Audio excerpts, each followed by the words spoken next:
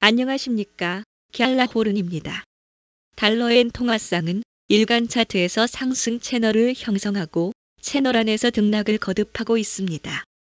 간혹 채널 상단을 넘어서는 모습을 보이기도 했지만 채널은 아직 견고한 모습입니다.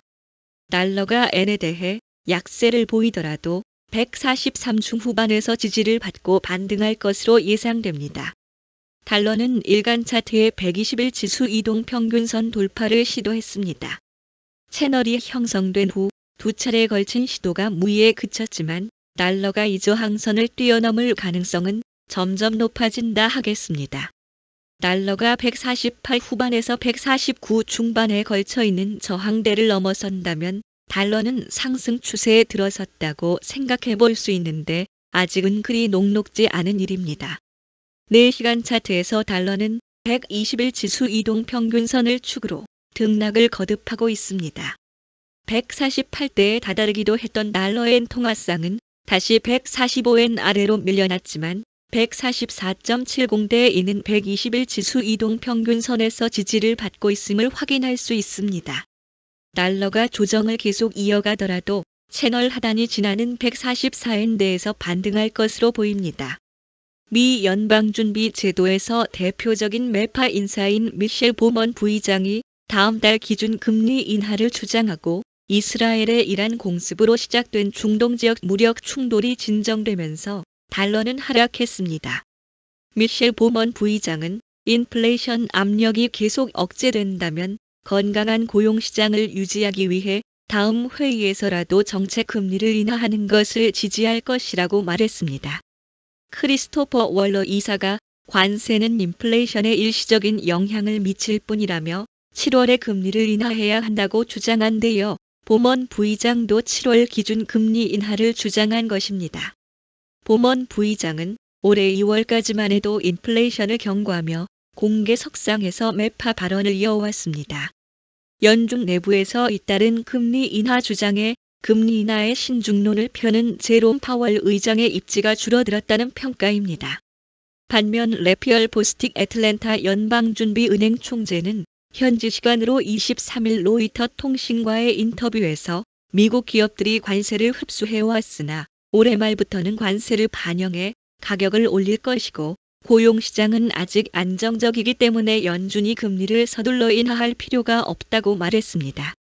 보스틱 총재는 올해 경제 성장률이 약 1.1%로 하락하고 연말에 인플레이션이 3%로 오를 것이라는 전망에 기반해 금리를 올해 말 한 차례 0.25%포인트 인하하는 게 적절할 것으로 전망했습니다. 닐 카시카리 미니애폴리스 연방준비은행 총재도 현지 시간으로 24일 최근 물가 흐름은 긍정적이지만 연준이 통화정책 조정에 나서기 위해선 관세의 물가 영향에 대한 추가적인 판단이 필요하다고 밝혔습니다.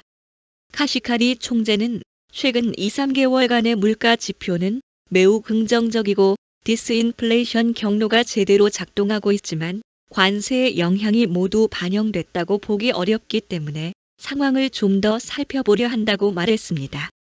모넥스 USA의 트레이딩 담당 이사 헬렌 기브는 보먼 부의장은 잘 알려진 매파이기 때문에 금리 인하 주장은 달러에 불리하게 작용할 것으로 분석했습니다.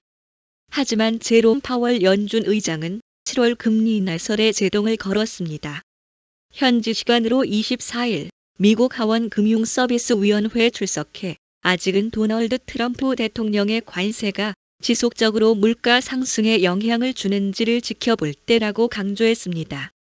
파월 의장은 다음 달 금리 인하 채비를 할 이유는 없다며 인하 가능성을 일축하고 대신 최근 몇 달 동안 미 경제가 탄탄해 추가 금리 인상에 더 신중해질 필요가 있다고 지적했습니다. 파월 의장은 의회 청문회에 제출한 사전 발언에서도 트럼프 대통령의 관세 정책이 경제에 미치는 영향을 더 명확히 파악할 때까지 금리 인하를 서두르지 않겠다고 밝힌 바 있습니다. 트럼프 대통령이 일기 집권 때 임명한 크리스토퍼 월러 이사와 미셸 보먼 부의장이 연달아 7월 금리 인하를 주장하고 나섰지만 이런 제안을 사실상 거부한 셈입니다.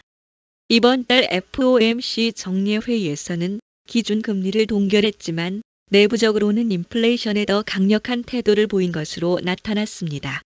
시장은 FOMC 회의 결과를 놓고 연준이 매파적 입장을 강화했다고 평가하는 가운데 금리 인하를 놓고 분열된 모습이 밖으로 표출됐습니다.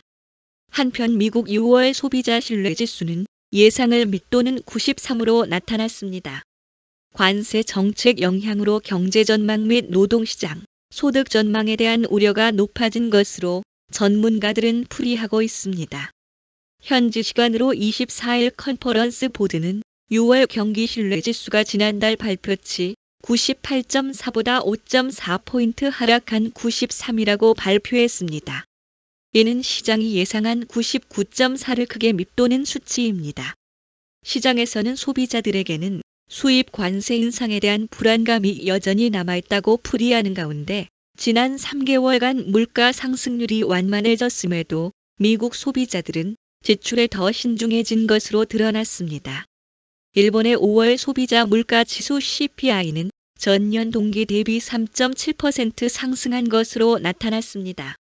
쌀값은 102%나 올랐는데 정부가 이른바 반값 비축미를 방출했지만 그 효과가 아직 시장에 반영되지 않았다는 게 전문가들의 해석입니다.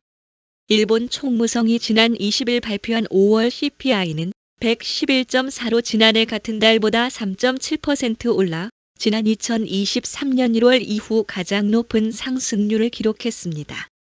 교도통신은 쌀값이 1971년 이후 사상 최대폭으로 상승해 물가 상승을 이끌었다고 분석했습니다. 하지만 일본은행은 관세로 인한 경제 불확실성을 이유로 CPI 발표 전 이번 달 정책 금리를 0.5% 수준에서 동결한 바 있습니다. 크리스틴 라가르드 유럽 중앙은행 총재는 현재 금리 수준이 불확실성에 대처하기에 적절하다고 밝혔습니다. 여러분은 현재 외환 시장에 대해 어떻게 생각하십니까? 댓글에 여러분의 생각을 남겨주셔서 함께 생각해보는 자리를 마련해 봅시다. 갤라호르는 트레이더의 눈으로 시장을 바라보며 투자자 여러분들이 시장에 대한 이해와 통찰력을 갖는데 도움을 드리려고 노력하고 있습니다.